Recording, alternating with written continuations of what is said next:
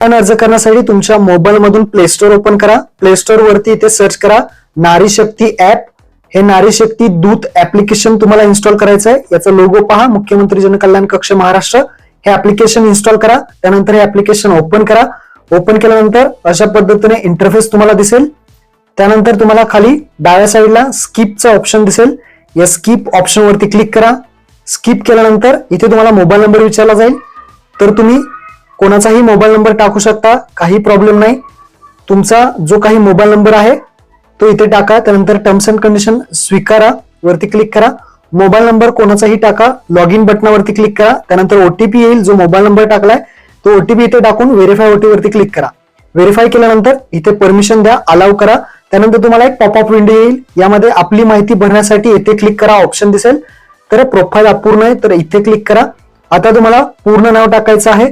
तुम्ही तुमचं पूर्ण नाव इथे टाका. त्यानंतर तुमचा ईमेल आयडी इथे टाका आणि त्यानंतर तुम्ही कोणत्या जिल्ह्यातून आहात तो जिल्हा, तुम्ही कोणत्या तालुक्यामधून आहात तुमचं इथे तालुका टाका. त्यानंतर आता नारी शक्ती टाईप विचारलाय, तर आता तुम्ही कोण आहात, म्हणजेच इथे तुम्हाला सामान्य महिला आहात का व्यक्ती आहात का बचत गट अध्यक्ष, बचत गट सचिव, बचत गट सदस्य, गृहिणी, अंगणवाडी सेविका, मदतनीस, ग्रामसेवक, अधिकारी, सेतू केंद्र.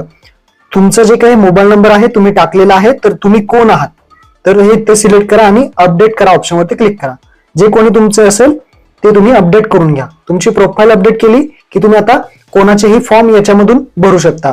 कोणाचाही फॉर्म भरण्यासाठी आता इथे या नारी शक्ती दूत या ऍप्लिकेशन वरती इथे पहिलं ऑप्शन आहे त्यावरती क्लिक करा आणि इथे मुख्यमंत्री माझी लाडकी बहीण योजना आहे त्यावरती क्लिक करा. मुख्यमंत्री माझी लाडकी बहीण वरती क्लिक केल्यानंतर याला परमिशन द्या. आता हा फॉर्म ओपन होईल. आता ज्या महिलेचा तुम्हाला फॉर्म भरायचा आहे त्या महिलेचं इथे संपूर्ण नाव टाकायचं आहे.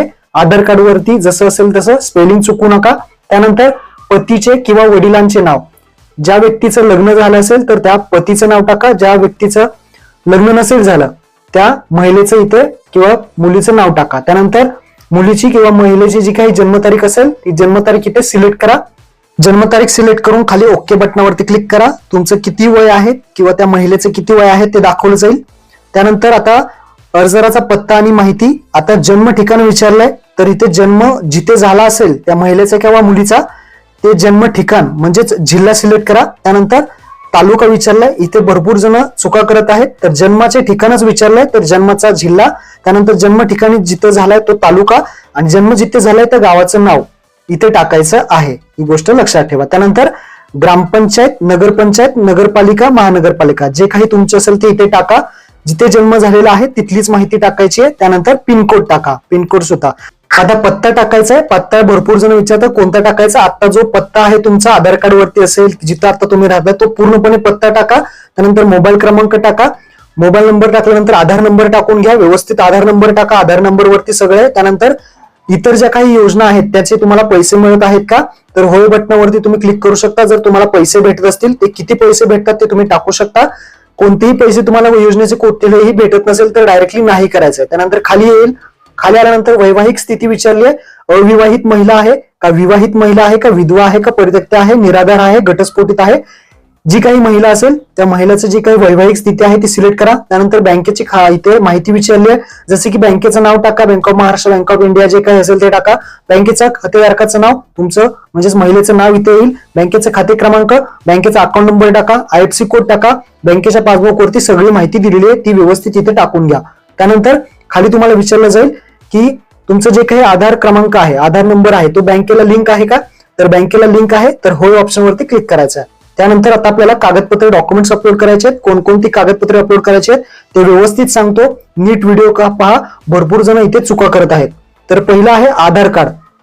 आधार कार्ड इथे अपलोड करायचं आहे. आधार कार्ड जे तुमचं आत्ता नाव आहे तेच आधार कार्ड तुम्हाला अपलोड करायचं आहे.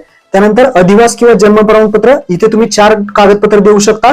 डोमासाईल सर्टिफिकेट अपलोड करा. डोमासाईल सर्टिफिकेट नसेल तर तुम्ही बर्थ सर्टिफिकेट जन्माचं प्रमाणपत्र किंवा जन्माचं प्रमाणपत्र नसेल तर तुम्ही शाळा सोडल्याचा दाखला किंवा मतदान कार्ड किंवा रेशन कार्ड, पण ते 15 वर्षाचं पूर्वीच असलं पाहिजे तरच तुम्ही इथे अपलोड करा. त्यानंतर उत्पन्न प्रमाणपत्र. उत्पन्न प्रमाणपत्र जर तुमच्याकडे नसेल म्हणजे इन्कम सर्टिफिकेट नसेल तर तुम्ही केसरी रेशन कार्ड किंवा पिवळे रेशन कार्ड सुद्धा अपलोड करू शकता. ज्यांच्याकडे केसरी किंवा पिवळे रेशन कार्ड नसेल त्यांना उत्पन्नाचा दाखलाच इथे अपलोड करावा लागेल. त्यानंतर अर्जदाराचे हमीपत्र. हमीपत्राची जी काही लिंक आहे पीडीएफ फाईल तुम्हाला डिस्क्रिप्शन मध्ये दिलेली आहे. ती PDF फाईल जी आहे तुम्हाला प्रिंट करून घ्यायची आहे आणि त्याच्यावरती सही करायची आहे आणि त्याचा फोटो तुम्हाला या हमीपत्रामध्ये अपलोड करायचा आहे. त्याची जी सुद्धा फाईल डिस्क्रिप्शन मध्ये दिलेली आहे. त्यानंतर बँकेचं पासबुक मॅन्डेटरी नाही आहे, अपलोड केलं नाही तरी चालेल, करायचं असेल तर करू शकता. अशा पद्धतीने हे डॉक्युमेंट अपलोड करायचे. एक एक डॉक्युमेंट तुम्हाला अपलोड करून दाखवतो आणि दोन्ही साईड, आधार कार्डची दोन्ही साईड, रेशन कार्ड अपलोड करायचं असेल दोन्ही साईड, मतदान कार्डची दोन्ही साईड अपलोड करावी लागेल. त्याची जी लिंक आहे मी तुम्हाला डिस्क्रिप्शन मध्ये देतो. ते दोन्ही फोटो जर एका फोटोमध्ये कन्वर्ट करायचं असेल तर त्याची सुद्धा लिंक तुम्हाला डिस्क्रिप्शन मध्ये दिलेली आहे. तर आधार कार्ड मी सिलेक्ट केलं, आधार कार्ड मी दोन्ही साईडनं अपलोड केलेलं आहे. त्यानंतर जन्म प्रमाणपत्र, तिथे तुम्ही काही 4 डॉक्युमेंट्स कोणतेही देऊ शकता. तर मी इथे देतोय आता बर्थ, शाळा सोडल्याचा दाखला मी अपलोड केलेला आहे. 4 पैकी 15 वर्षापूर्वीचा एक पुरावा द्या. त्यानंतर उत्पन्न प्रमाणपत्रामध्ये तुम्ही काय देऊ शकता, इन्कम सर्टिफिकेट देऊ शकता किंवा तुम्ही पिवळे किंवा केशरी रेशन कार्डचा एक फोटो तुम्ही अपलोड करायचा आहे. त्यानंतर अर्जदाराचं हमीपत्राची लिंक तुम्हाला PDF ची दिलेली आहे. त्यानंतर बँकेचं पासबुक. अशा पद्धतीने हे कागदपत्र तुम्हाला एकदम व्यवस्थित अपलोड करायचे आहेत. असे फ्रंट साईड बॅक साईड दोन्हीचे दिले. त्यानंतर अर्जदार फोटोवरती क्लिक करा आणि लाईव्ह फोटो घ्यायचा आहे. कोणीही पासपोर्ट साईजचा फोटो अपलोड करू नका, कारण ही KYC चा ऑप्शन आहे. KYC ही लाईव्ह कधी पण होत असते. त्यानंतर ऍक्सेप्ट हमीपत्र डिस्क्लेमर वरती क्लिक करून जतन करावरती क्लिक करा. लाईव्ह फोटो आपण टाकलेला आहे, माहिती जतन केलेली आहे आणि इथे पाहू शकता जतन केल्यानंतर तुम्ही जी काही माहिती भरली आहे सगळी दाखवली जाईल. कागदपत्र कोणते अपलोड केले आहेत सगळे दाखवले जाईल. एकदा सगळी चेक करा, काही चुका करू नका. तुमची जी काही माहिती असेल, बँकेची माहिती असेल, डॉक्युमेंट्स बरोबर अपलोड केले का ते चेक करा. खाली फॉर्म सबमिट करा हा ऑप्शन दिसेल. आता जे काही कागदपत्र तुम्ही इथे अपलोड केलेले आहेत तर काय काय अपलोड केलेले आहेत ते एकदा पाहून घ्या. रेशन कार्ड असेल, तसेच तुमचं मतदान कार्ड असेल ते तुम्ही अपलोड केलं असेल त्याची दोन्ही साईड अपलोड करा. पुन्हा एकदा सांगतो. आणि त्यानंतर फॉर्म सबमिट करा ऑप्शनवरती क्लिक करा. सगळा फॉर्म सबमिट झाल्यानंतर तुमच्या मोबाईलवरती एक OTP येईल. OTP इथे टाकायचा आहे आणि व्हेरीफाय OTP वरती क्लिक करायचा आहे. तर आपण इथे OTP टाकून घेऊयात. OTP टाकल्यानंतर व्हेरीफाय करा. व्हेरीफाय झालेला आहे.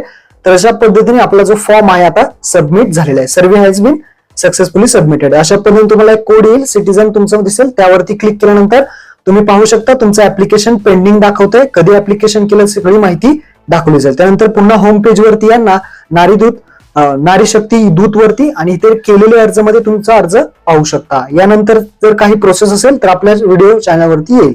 धन्यवाद.